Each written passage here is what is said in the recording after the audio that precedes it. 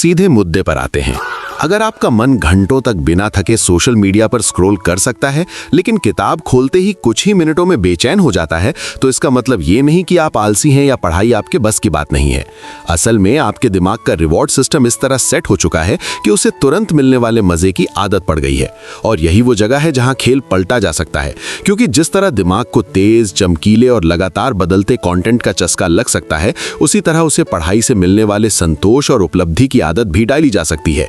बस आपको समझना होगा कि अंदर चल क्या रहा है। हमारा दिमाग हर उस चीज की तरफ खिंचता है जहां उसे अच्छा महसूस करने वाला संकेत मिलता है, और यह संकेत एक केमिकल मैसेज की तरह काम करता है जो बताता है कि यह काम दोबारा करना चाहिए। इसलिए जब आप छोटे छोटे तेज और मजेदार कंटेंट देखते हैं तो हर कुछ सेकंड में नया सरप्राइज मिलता है, जिससे दिमाग को बार बार इनाम जैसा अनुभव होता है। जबकि पढ़ाई में इनाम देर से मिलता है, पहले ध्यान, फिर समझ, फिर संतोष, और यही देरी दिमाग को इसे टालने पर मजबूर करती है। लेकिन अच्छी बात यह है कि यह सिस्टम पत्थर पर लिखा हुआ नियम नहीं, बल्कि एक सेटिंग है जिसे बदला जा सकता है। और इस बदलाव की शुरुआत होती है आपके नॉर्मल महसूस करने के स्तर को धीरे धीरे रीसेट करने से। क्योंकि जब दिमाग लगातार बहुत तेज उत्तेजना का आदी हो जाता है तो साधारण चीजें फीकी लगने लगती हैं। इसलिए पहला कदम है अपने दिन में ऐसे छोटे छोटे पल बनाना जहां कोई तेज स्टिमुलेशन ना हो। कुछ मिनट बिना फोन, बिना म्यूजिक, बिना किसी स्क्रीन के बस चलना, बैठना या खिड़की से बाहर देखना। शुरू में यह बेहद उबाऊ लगेगा, दिमाग बार बार कुछ नया खोजेगा, लेकिन यही संकेत है कि अंदर बदलाव शुरू हो रहा है, क्योंकि आप उसे सिखा रहे हैं कि हर खाली पल को तुरंत भरना जरूरी नहीं।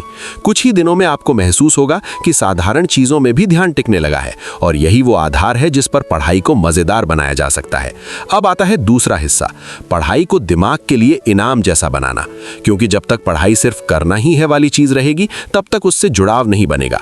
इसलिए पढ़ते समय अपने आप से ये सवाल पूछना शुरू करें कि ये जानकारी असल जिंदगी में कहाँ दिखती है, कैसे काम आती है और किस चीज को समझने में मदद करती है। जब जानकारी का मतलब बनता है तो दिमाग उसे बोझ नहीं बल्कि खोज की तरह देखता है। इसके साथ साथ पढ़ाई को छोटे छोटे मिशन में बांटना बेहद असरदार होता है, जैसे तय समय के फोकस्ड सेशन जिनमें लक्ष्य साफ हो कि इन मिनटों में क्या समझना है। क्योंकि दिमाग को सीमित चुनौती पसंद होती है, और जब आप लक्ष्य पूरा करते हैं तो एक छोटा सा संतोष पैदा होता है जो आगे बढ़ने की ऊर्जा देता है।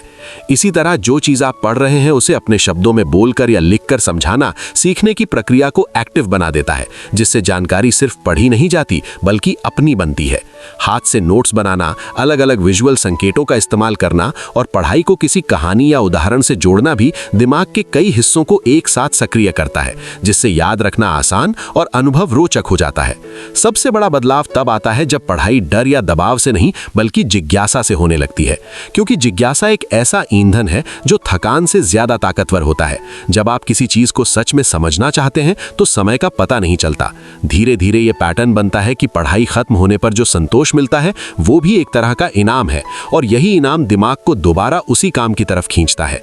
बहुत से लोग ये सोचते हैं कि कुछ लोग जन्म से ही पढ़ाकू होते हैं, लेकिन सच्चाई ये है कि ज्यादातर ने बस अपने दिमाग को अलग तरह के इनामों से जोड़ना सीख लिया होता है। इसलिए अगर आप आज से छोटे कदम उठाते हैं, रोज थोड़ी देर बिना तेज स्टिमुलेशन के समय बिताना, पढ़ाई को छोटे लक्ष्यों में बांटना और हर सेशन के बाद खुद को छोटा सा रिवॉर्ड देना, तो कुछ ही हफ्तों में आपको फर्क दिखने लगेगा। क्योंकि दिमाग नई आदतों के हिसाब से खुद को ढालने लगता है। एक समय ऐसा भी आ सकता है जब आप खाली बैठे बैठे खुद ही किताब उठाने का मन महसूस करें, और ये कोई जादू नहीं बल्कि उसी रीवायरिंग का नतीजा होगा जो आपने धीरे धीरे बनाई। याद रखने वाली सबसे अहम बात यह है कि आपके साथ कुछ भी गलत नहीं है। आपका दिमाग बस उस दिशा में ट्रेन हो गया है जहां तुरंत मजा मिलता है, और अब आप उसे नई दिशा दे रहे हैं जहां गहराई, समझ और उपलब्धि का मजा मिलता है। जब आप अपने ध्यान और इनाम के सिस्टम पर नियंत्रण वापस लेते हैं तो असल में आप अपने फैसलों, अपनी आदतों और आखिरकार अपने भविष्य पर नियंत्रण वापस लेते हैं। इसलिए शुरुआत छोटी रखें लेकिन लगातार रखें, क्योंकि लगातार छोटे कदम ही बड़े बदलाव बनाते हैं। और एक दिन आप पीछे मुड़कर देखेंगे तो पाएंगे कि जिस चीज को कभी मजबूरी समझते थे वही अब आपकी ताकत बन चुकी है।